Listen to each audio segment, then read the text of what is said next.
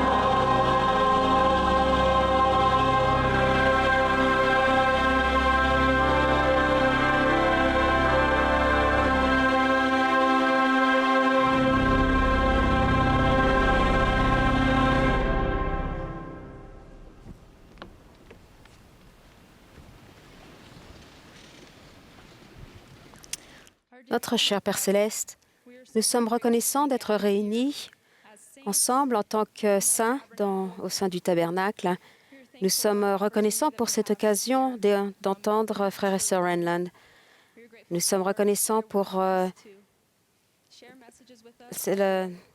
ton message que tu désires partager avec nous et nous te prions d'ouvrir notre esprit et nous te remercions pour le rétablissement de la vérité, pour le prophète Joseph Smith et pour la vérité que nous avons dans ces derniers jours. Nous sommes reconnaissants pour Jésus-Christ, pour son sacrifice infini, son expiation infinie pour toute l'humanité, que nous puissions toujours nous souvenir de ces vérités et les tenir chères dans notre cœur. Nous sommes reconnaissants d'être ici. Nous te remercions, Père. Au nom de ton Fils Jésus-Christ. Amen.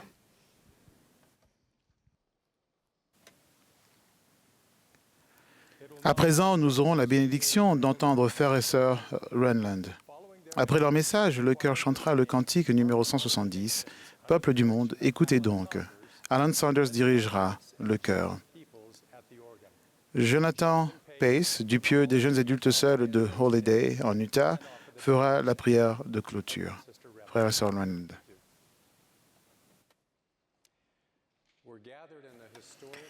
Nous sommes assemblés à Salt Lake City, dans le tabernacle historique de la ville. Mais nos auditeurs se trouvent dans le monde entier. Tout au long des Écritures, le Seigneur nous demande de nous souvenir.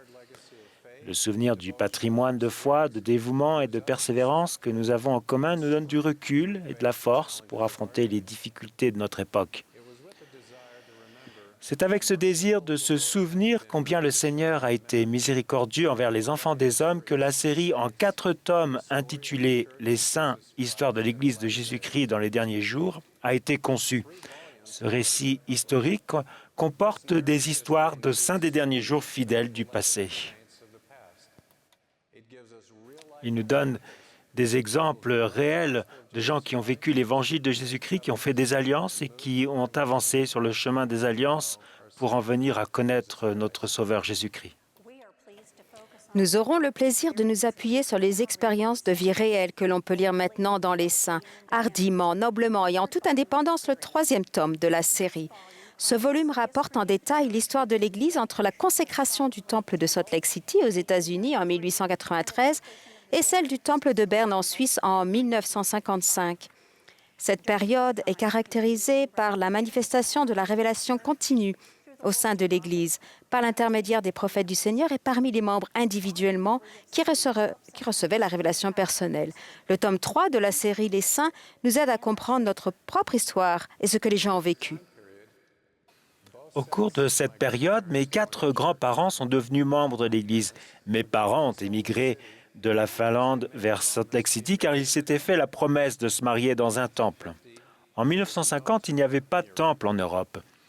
Ils ont tous deux reçu leur dotation dans le temple de Salt Lake City, écoutant les instructions en anglais et n'en comprenant que peu de mots. Ils ont été mariés et scellés en ayant le sentiment d'être éternellement bénis. Leur choix de faire tout ce qui serait nécessaire pour être scellés au temple a également eu un impact éternel sur ma vie. Le volume 3 de Saints est notre héritage, que nous descendions des premiers pionniers comme Ruth ou des pionniers plus récents comme moi, ou que vous soyez vous-même un pionnier dans la foi. Vous êtes une partie importante de l'histoire de l'Église. Nous vous remercions pour tout ce que vous faites pour bâtir sur le fondement de foi posé par vos ancêtres et vous. Nous prions pour que ce tome de la série Les Saints vous donne une meilleure compréhension du passé, affermisse votre foi et vous aide à contracter et à respecter les alliances qui conduisent à l'exaltation et la vie éternelle. Je me fais une joie de vous parler des histoires contenues dans le tome 3 de cet ouvrage, Les Saints. Commençons. Alors, on va commencer par un exemple du rétablissement de l'Église. Russell M. Nelson enseigne fréquemment que le rétablissement est un processus, pas un événement, et il se poursuivra jusqu'au retour du Seigneur. On le voit clairement par un événement vécu par Joseph Smith vers la fin de sa vie. En 1918, le président Smith était en mauvaise santé. Il savait probablement qu'il ne lui restait pas longtemps à vivre. La mort semblait l'environner de toutes parts. Premièrement, son fils aîné, Hiram, est tombé malade et est mort d'une rupture de l'appendice. Le président Smith a déversé son chagrin dans son journal. « Mon âme est déchirée. » au « que Dieu me vienne en aide ». Sa peine s'est accrue quand Ida, la veuve d'Irum, est morte d'une insuffisance cardiaque quelque temps plus tard. Deuxièmement, il lisait des rapports horrifiants sur la guerre mondiale qui faisaient rage. 20 millions de soldats et civils sont morts pendant la Première Guerre mondiale. Une épidémie mortelle de grippe était en train de tuer les gens partout dans le monde. Le nombre de morts dans le monde entier s'élevait à au moins 50 millions. Ces morts étaient une cause de douleur et de chagrin pour des familles du monde entier. Le président Smith se lamentait de la perte de ces nombreuses vies. Et puis, il était au lit depuis 5 mois. On peut dire que l'esprit du prophète était préoccupé par la mort. J'ai ici une Bible qui a appartenu au président Smith. Il a peut-être utilisé celle-là ou une autre qui lui était semblable quand il a reçu une révélation importante. En octobre 1918, pendant qu'il était assis dans sa chambre méditant sur l'expiation de Jésus-Christ et la rédemption du monde, il ouvrit le Nouveau Testament au premier livre de Pierre qui décrivait le Sauveur prêchant aux esprits dans le monde des esprits. Le président Smith sentit l'Esprit descendre sur lui, ouvrant les yeux de son intelligence. Il a eu une vision du monde des esprits où des multitudes de femmes et d'hommes justes, morts avant le ministère terrestre du Sauveur, attendaient avec joie son avènement pour qu'il déclare leur libération des liens de la mort. Le Sauveur apparut, et les esprits des justes se réjouirent. Ils s'agenouillèrent devant lui, le reconnaissant comme leur Sauveur et leur libérateur de la mort et des chaînes de l'enfer. Président Smith a aussi compris que le Sauveur n'avait pas rendu visite en personne aux esprits désobéissants.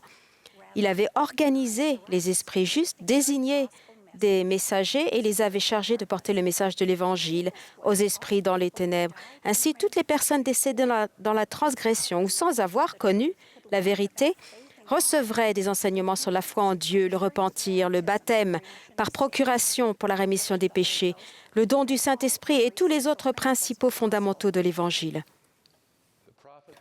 Le prophète comprit que les frères fidèles de cette dispensation poursuivraient leur travail après cette vie en prêchant l'Évangile aux esprits qui se trouvaient dans les ténèbres et sous l'emprise du péché. Il déclara « Les morts qui se repentent seront rachetés en obéissant aux ordonnances de la maison de Dieu. Et lorsqu'ils auront payé le prix de leur transgression et auront été purifiés, ils recevront une récompense selon leurs œuvres, car ils sont héritiers du salut. » Le lendemain matin, le président Smith participa à la première session de la conférence générale d'octobre, malgré sa santé fragile. Déterminé à prendre la parole devant l'Assemblée, il se tint tant bien que mal à la chair, l'effort faisant trembler tout son corps. N'ayant pas la force de parler de sa vision sans être submergé par l'émotion, il se contenta d'y faire allusion. Il déclara « Je n'ai pas vécu seul pendant ces 5 derniers mois. J'ai vécu dans un esprit de prière, de supplication, de foi et de détermination, et j'ai sans cesse communiqué avec l'Esprit du Seigneur. » Il poursuivit « Pour moi, la réunion de ce matin est une source de joie. Que Dieu Tout-Puissant vous bénisse. » Le président Smith a dicté la révélation à son fils Joseph Fielding Smith après la conférence générale. Voici l'un des 2 exemplaires qu'il a signés et transmis à la première présidence et au Collège des 12 apôtres. Ils ont lu la vision et approuvé pleinement son contenu. Elle a été canonisée pour devenir la section 138 des Doctrines et Alliances. Nous comprenons maintenant que Dieu se soucie des personnes de l'autre côté du voile de la condition mortelle. Il se soucie de leur rédemption. Les morts ne sont pas vraiment morts. Ils attendent simplement d'entendre parler de l'Évangile. Le rétablissement continu nous a apporté cette compréhension, ainsi que du réconfort et de la clarification de ce qui se passe dans le monde suivant. De bien des façons, la révélation personnelle nécessite le même processus. En ce qui me concerne, je dois me concentrer sur un problème. Je dois l'étudier et y réfléchir, formuler diverses solutions. Il semble qu'alors seulement la révélation personnelle m'est accordée de manière fiable. Souvent, elle me vient sous forme de directives courtes et concises, telles que vas-y, ou fais-le, ou dis-le. C'est la même chose pour moi. Après avoir médité, étudié et prié, j'ai souvent des pensées ou des idées qui me viennent à l'esprit dont je sais qu'elles ne proviennent pas de mon propre raisonnement. C'est toujours une source de motivation pour moi de savoir que Dieu me connaît et m'incite à faire ce qui est bien par l'intermédiaire du Saint-Esprit. Parfois, la révélation vient parce qu'il existe un besoin précis. Un exemple remarquable a été illustré lors de la conférence générale d'avril 1894. Wilford Woodruff a annoncé à ses conseillers et au Collège des 12 apôtres qu'il avait reçu une révélation concernant les ordonnances du Temple. Il dit « Le Seigneur m'a dit qu'il était bon que les enfants soient scellés à leurs parents, et ceci à leurs parents, aussi loin que nous puissions obtenir les archives. » Cette révélation a été donnée plus de 50 ans après qu'Élie a rétabli l'autorité de scellement dans le temple de Kirtland. Le dimanche de la conférence générale de 1894, le président Woodruff a déclaré « Nous n'avons pas fini de recevoir des révélations. Nous n'avons pas terminé l'œuvre de Dieu. » Il a parlé de la façon dont Brigham Young avait poursuivi l'œuvre de Joseph Smith en construisant des temples et en mettant en place les ordonnances du temple. Mais il n'avait pas reçu toutes les révélations se rapportant à cette œuvre, pas plus que le président Taylor ni Woodruff. Cette œuvre ne prendra pas fin tant qu'elle ne sera pas rendue parfaite. Depuis l'époque de Nauvoo, les membres accomplissaient des baptêmes pour les morts pour les membres de leur famille décédée. Plus récemment, ils avaient commencé à faire des dotations pour les morts. Le président Woodruff a expliqué « Nous voulons qu'à partir de maintenant, les saints des derniers jours fassent leur généalogie en remontant aussi loin que possible et qu'ils soient scellés à leurs ancêtres. Faites sceller les enfants à leurs parents et prolongez cette chaîne aussi loin que vous le pouvez. » Il a rappelé aux saints que la vision que Joseph Smith avait reçue au sujet de son frère. Et donc, tous ceux qui sont morts sans connaître l'Évangile qu'il aurait reçu s'il leur avait été permis de demeurer seront héritiers du royaume céleste de Dieu. Ainsi en sera-t-il de vos pères, a affirmé le président Woodruff en parlant des personnes dans le monde des esprits. Il y en aura très peu s'il y en a qui n'accepteront pas l'Évangile. Avant de terminer son sermon, il a exhorté les saints à rechercher leurs morts. Il a dit « Frères et sœurs, continuons avec nos registres, remplissons-les de manière juste devant Dieu et mettons en application ce principe. Alors les bénédictions de Dieu nous seront accordées et les personnes rachetées nous béniront dans les temps à venir. » Cette révélation permettait donc aux membres de retourner souvent au temple pour accomplir les ordonnances pour leurs ancêtres décédés. Les familles conservaient soigneusement des registres de ces ordonnances et de leur travail dans les livres, comme celui-ci, qui contient le travail accompli pour les membres de la famille de James Peter et Mary Dam. Aujourd'hui, la doctrine du scellement à travers les générations nous paraît tout à fait normale, mais il a fallu une révélation du Seigneur pour organiser correctement le scellement des familles. Cette révélation a eu un impact direct sur ma famille, sur l'île lointaine de Larsmo, à proximité de la côte ouest de la Finlande. Cette histoire ne se trouve pas dans Les Saints, tome 3, mais elle est chère à ma famille. En 1912, mes grands-parents paternels, Lena Sophia et Mats Leander Enland, ont écouté des missionnaires venus de Suède pour prêcher l'Évangile rétabli. Lena Sophia et Leander se sont fait baptiser le jour suivant. Ils ont trouvé de la joie dans leur foi nouvelle et à faire partie d'une petite branche, la première de Finlande. Malheureusement, leur bonne étoile a disparu lorsqu'un événement tragique s'est produit. En 1917, Leander est mort de la tuberculose, laissant Lena Sophia veuve et enceinte de leur 10e enfant. Cet enfant, mon père, est né 2 mois après la mort de son père, Leander. Et puis d'autres membres de la famille sont morts de la tuberculose. Lena a finalement enterré 7 de ses 10 enfants, en plus de Leander. Ça a été extrêmement éprouvant pour elle, une paysanne pauvre, de garder intact ce qui lui restait de sa famille. Pendant près de 20 ans, elle n'a pas eu une seule bonne nuit de repos. Le jour, elle faisait toutes sortes de petits travaux pour se procurer de quoi manger. Et le soir, elle s'occupait des mourants dans sa famille. Il est difficile d'imaginer ce que Lena Sofia a affronté. Je l'ai rencontrée une fois en décembre 1963. J'avais 11 ans et elle en avait 87. Elle avait le dos voûté à cause d'une vie de dur labeur. Elle était si courbée et la peau de son visage et de ses mains était burinée, aussi dure et tannée que du cuir usé.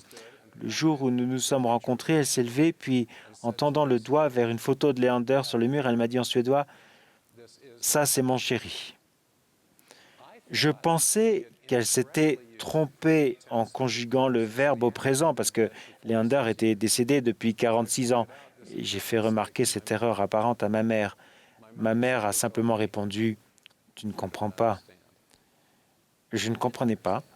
Lena Sofia savait que son mari, disparu depuis longtemps, était et resterait son mari pour l'éternité. Grâce au principe doctrinal de la famille éternelle, Leander était resté présent dans sa vie et faisait partie de son grand espoir en l'avenir.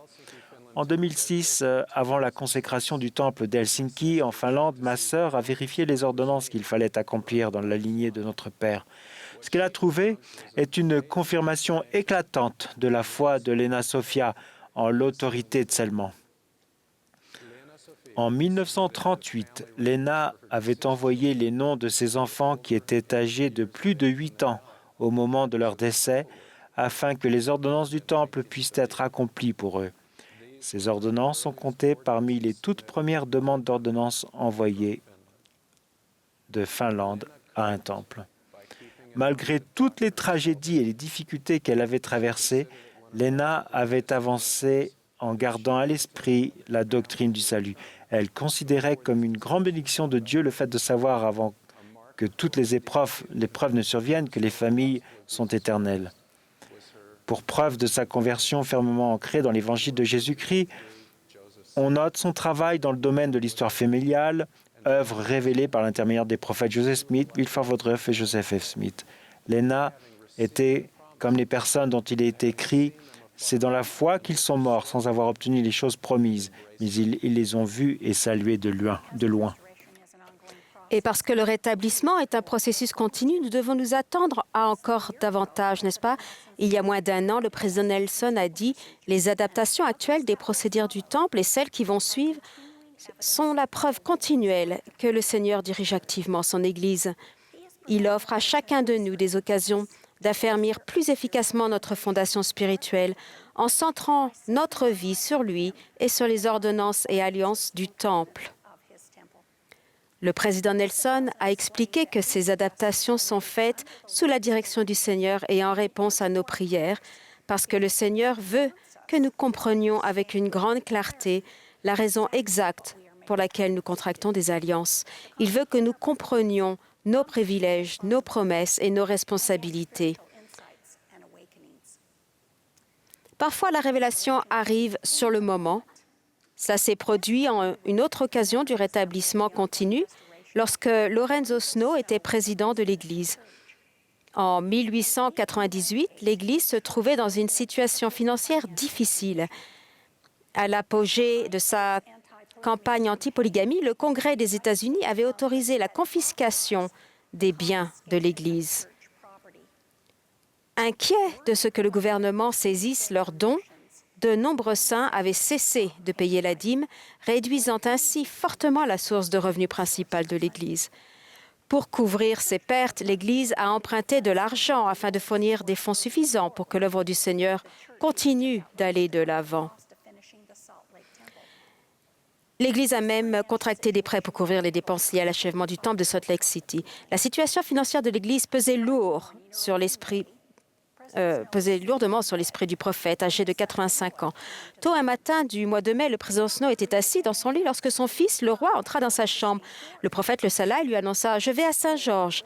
Le roi fut surpris. Saint-Georges était à près de 500 kilomètres.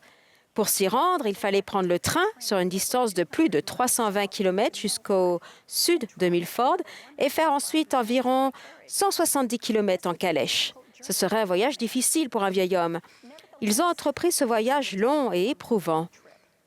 Lorsqu'ils arrivèrent, couverts de poussière et fatigués par le voyage, le président de Pieux leur demanda la raison de leur visite. Le président Snow répondit « En réalité, je ne sais pas ce que nous sommes venus faire à Saint-Georges.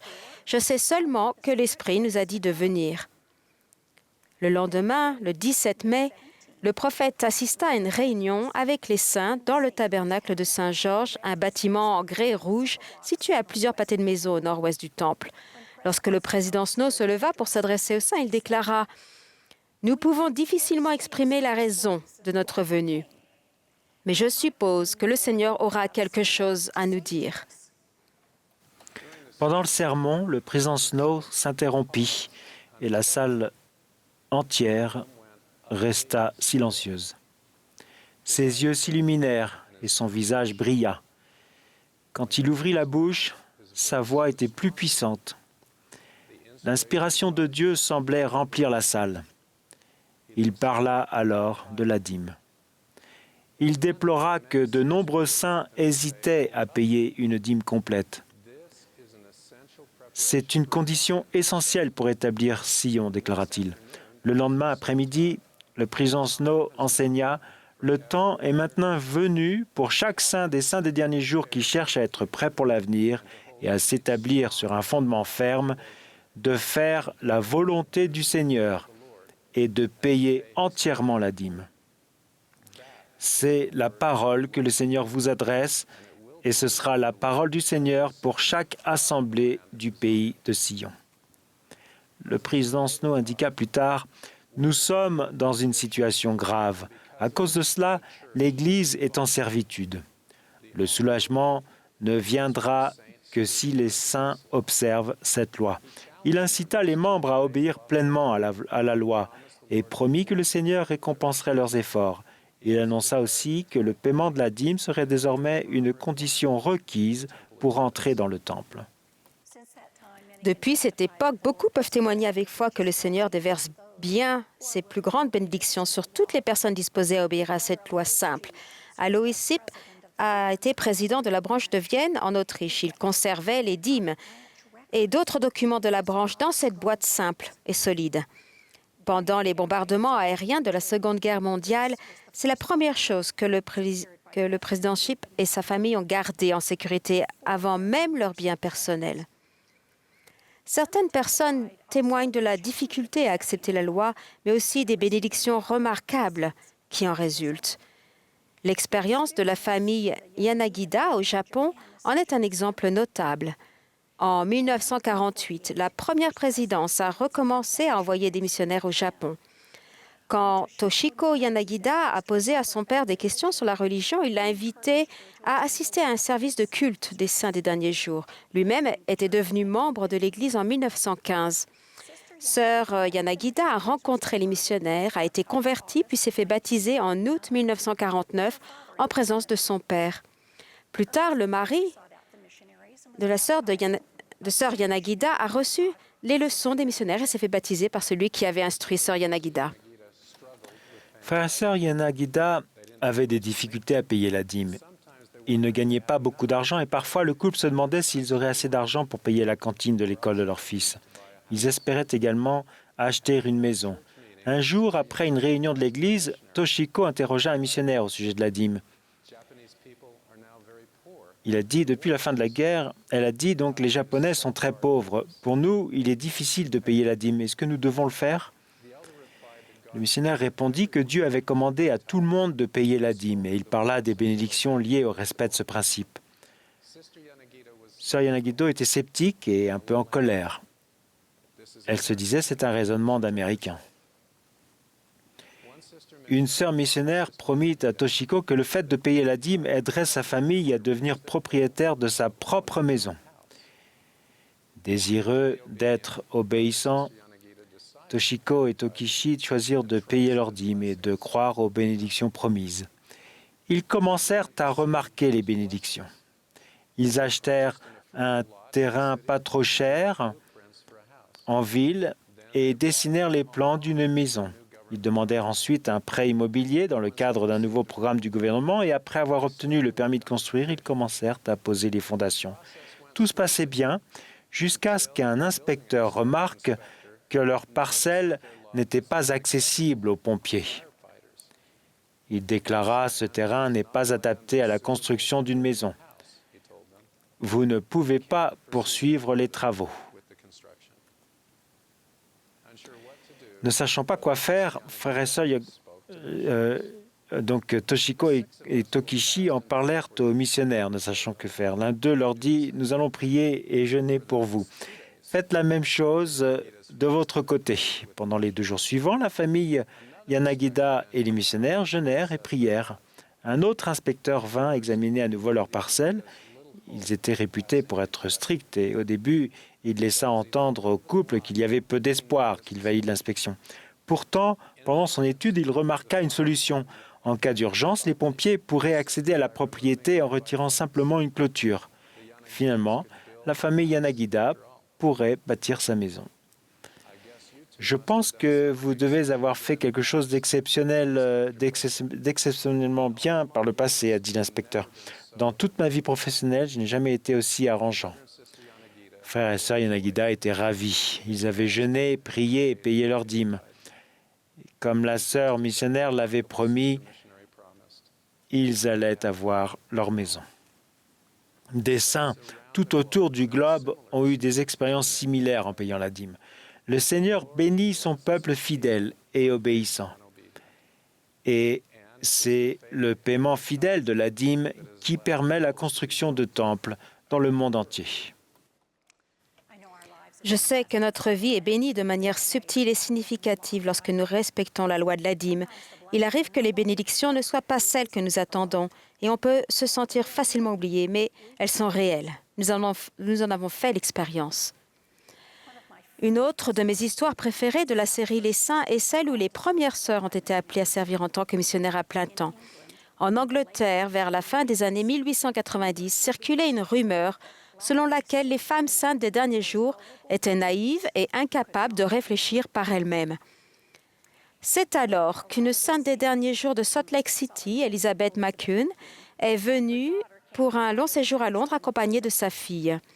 Tandis qu'elles assistaient à une conférence de l'Église là-bas, Elizabeth a été surprise quand, au cours de la session du matin, Joseph McMurrin, conseiller dans la présidence de la mission, dénonça les déclarations peu flatteuses sur les saintes des derniers jours et annonça « Nous avons justement parmi nous une dame d'Utah.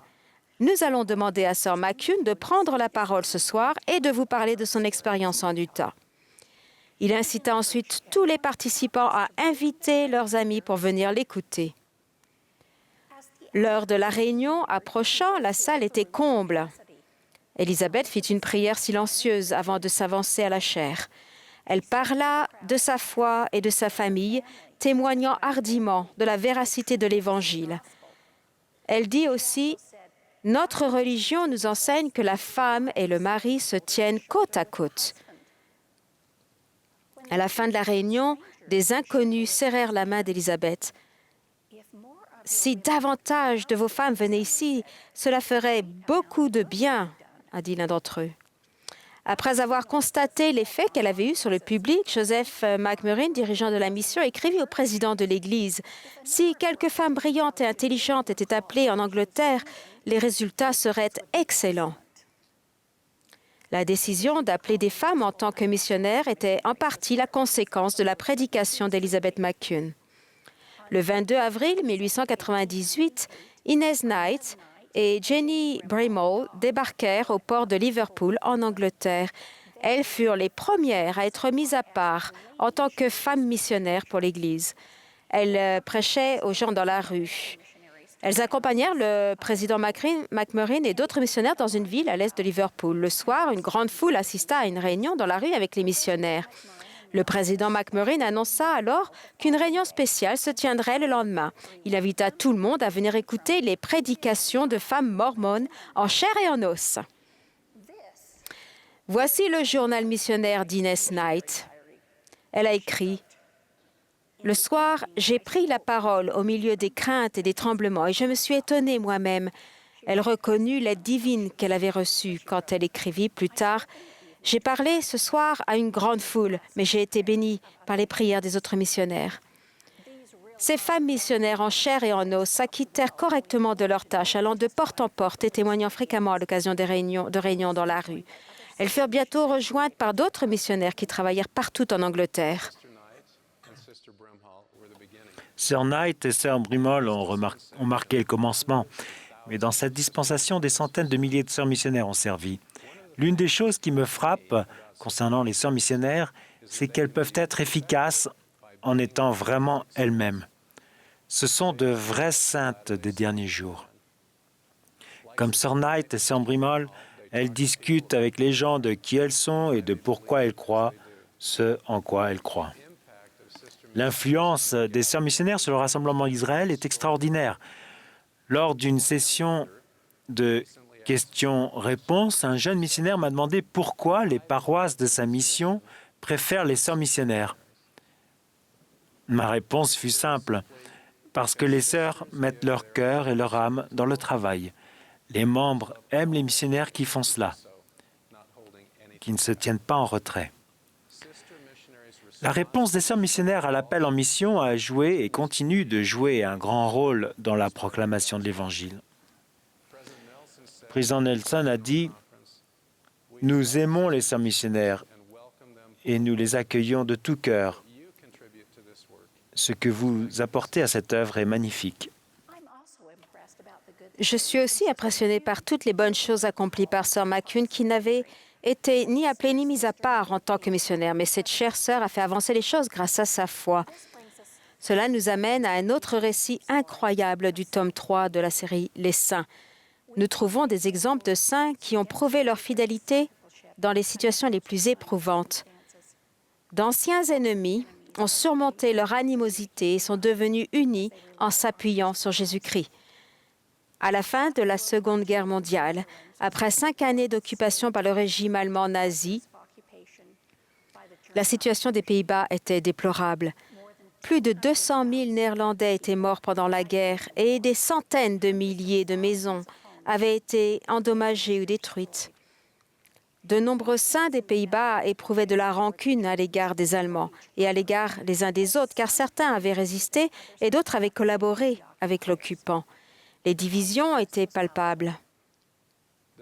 Le président de mission, Cornelius Zappé, incita les branches à accroître leurs réserves alimentaires en lançant des projets de culture de pommes de terre grâce à des plans fournis par le gouvernement néerlandais. Avec cette mesure de soutien, les membres des branches néerlandaises plantèrent des pommes de terre partout où ils pouvaient, dans les arrière-cours, les jardins, les terrains vagues et les terre-pleins centraux des routes. Le moment de la récolte approchant, le président Zappé tint une conférence de mission dans la ville de Rotterdam. Il savait, de par ses conversations avec le président de la mission allemande de l'Est, que de nombreux saints allemands souffraient de graves pénuries de nourriture. Le président Zappé voulait faire quelque chose pour les aider. Alors il a demandé aux dirigeants locaux s'ils seraient disposés à donner une partie de la récolte de leurs pommes de terre aux saints en Allemagne.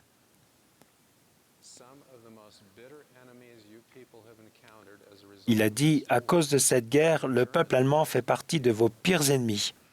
Néanmoins, ces gens sont désormais dans une situation beaucoup plus difficile que la vôtre. Au début, certains saints néerlandais s'opposèrent à ce projet. Pourquoi devraient-ils partager leurs pommes de terre avec les Allemands? Certains avaient eu leur maison détruite par les bombes allemandes ou avaient vu leurs proches mourir de faim parce que les occupants allemands avaient pris leur nourriture. » Le président Zappé demanda à Peter Vlam, ancien prisonnier de guerre et dirigeant de la branche à Amsterdam, de se rendre dans les branches des Pays-Bas et de les rallier à ce projet, faisant la distinction entre le régime nazi et le peuple allemand. Peter était un dirigeant de l'Église expérimenté, dont l'emprisonnement injuste dans un camp allemand était connu de tous. S'il y avait bien quelqu'un dans la mission que les saints aimaient et à qui ils faisaient confiance, c'était bien Peter Vlam. Quand Peter rendit visite aux branches, il évoqua ses souffrances en prison. Il dit, « Vous savez ce que j'ai traversé. Vous le savez. » Il les exhorta à pardonner le peuple allemand. Il ajouta, « Je sais à quel point il est difficile de les aimer. Toutefois, s'ils sont nos frères et nos sœurs, nous devons les traiter en tant que tels. » Ces paroles et celles des autres présidents de branche émurent les saints. La colère de beaucoup d'entre eux se dissipa tandis qu'ils récoltaient des pommes de terre pour leurs frères et sœurs allemands. Non seulement cela, mais les désaccords et la méfiance qui avaient existé parmi les membres au sein des branches commencèrent à se dissiper aussi. Les membres savaient qu'ils étaient capables de travailler ensemble et d'aller de l'avant. De son côté, le président Zappé s'efforçait d'obtenir les autorisations nécessaires pour transporter les pommes de terre en Allemagne. Au début, le gouvernement néerlandais refusa que l'on exporte des denrées alimentaires. Les demandes insistantes du président Zappé le firent céder. Quand des fonctionnaires essayèrent de bloquer les projets d'expédition, le président Zappé leur dit « Ces pommes de terre appartiennent au Seigneur. Si c'est sa volonté, il veillera à ce qu'elles arrivent en Allemagne. » Finalement, en novembre 1947, des saints et des missionnaires néerlandais se réunirent à La Haye pour charger plus de 70 tonnes de pommes de terre dans 10 camions.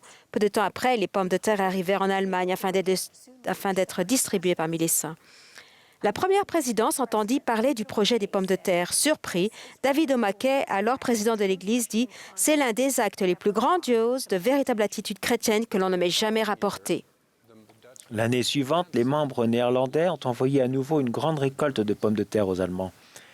Mais ils y ont ajouté des harengs. Quelques années plus tard, en 1953, la mer du Nord a inondé des zones importantes des Pays-Bas, laissant les saints néerlandais dans le besoin.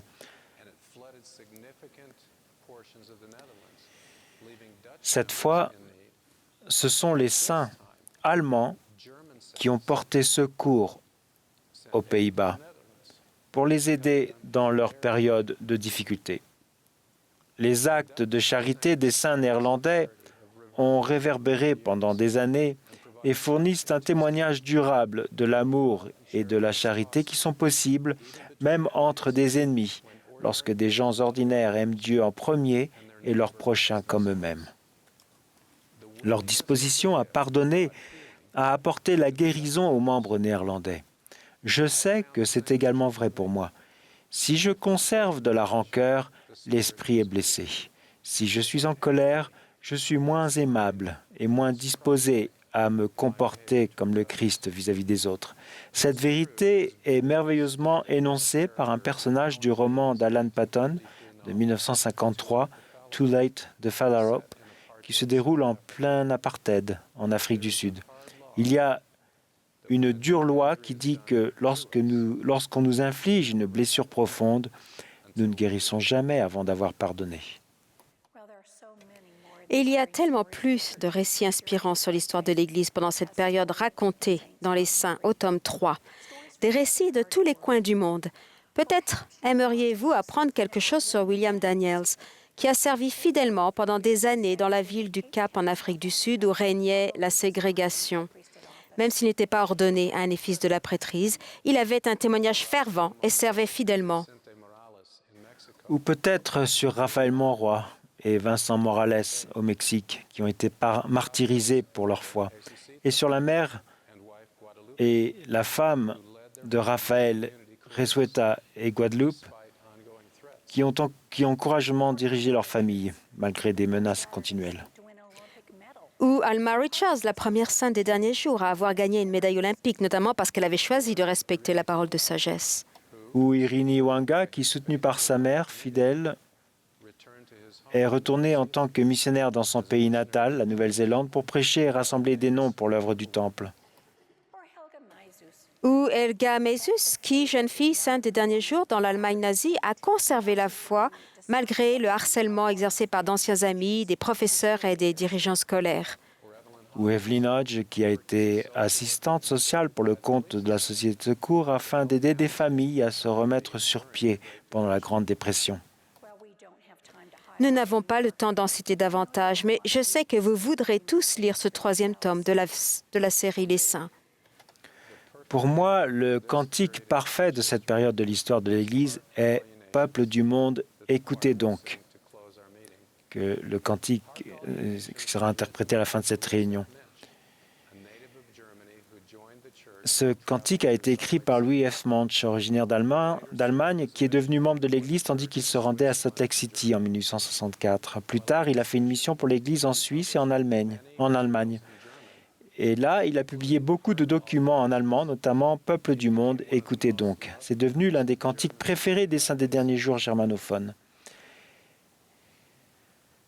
Il a été publié pour la première fois en 1890 en Allemagne dans ce livre de cantiques. Il a été traduit en anglais et publié dans la version de 1985 du livre de cantiques que nous utilisons aujourd'hui.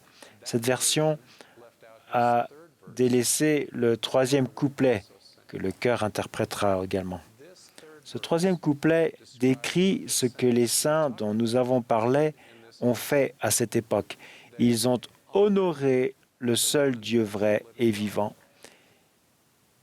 Ils sont venus et ont été baptisés, ont tenu la barre. Ils lui ont donné leur cœur avec foi en son Fils, Jésus, le Saint. Je vous invite à lire les saints pour apprendre et comprendre l'histoire de l'Église et tirer des enseignements de l'exemple de ses membres. La série « Les saints » est bien documentée et digne de confiance. C'est un témoignage du rétablissement continu de l'Église de Jésus-Christ. Nous avons une histoire inspirante. Cette histoire est notre héritage commun, que nous soyons descendants de ces pionniers ou de pionniers ultérieurs, ou que nous soyons des pionniers dans la foi. Je sais pourquoi est-ce que c'est important. Pourquoi est-ce que nous passons tant de temps à raconter ces histoires? C'est parce que ces histoires nous donnent des exemples réels du pouvoir qui se trouve dans le fait de connaître le Sauveur. Je sais que Jésus-Christ vit et dirige cette Église. Je sais qu'il veille sur son peuple de l'Alliance. J'invoque une bénédiction sur vous afin que vous ressentiez l'amour du Sauveur dans votre vie et que vous vous rapprochiez de lui et de son Église. Au nom de Jésus-Christ, Amen.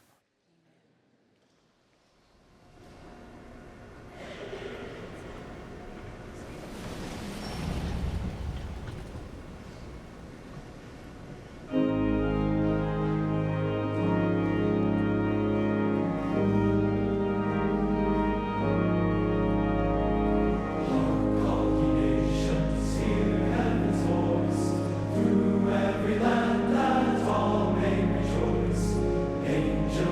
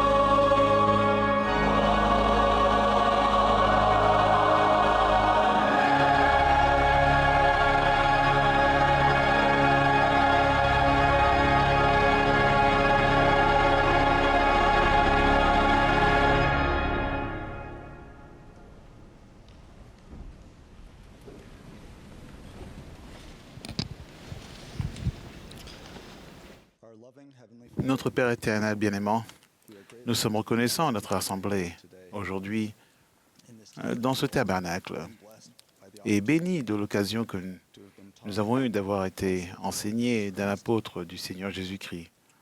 Nous sommes reconnaissants de tous les récits que nous avons entendus aujourd'hui au sujet de disciples fidèles. Nous sommes reconnaissants du rétablissement de l'Évangile de Jésus-Christ et de la joie que ce message nous apporte et à nous et à notre famille.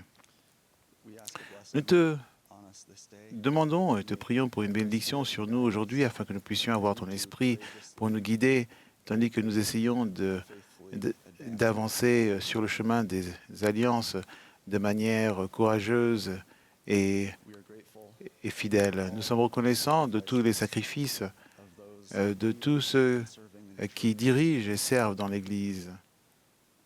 Et nous disons ces choses au nom de ton Fils Jésus-Christ. Amen.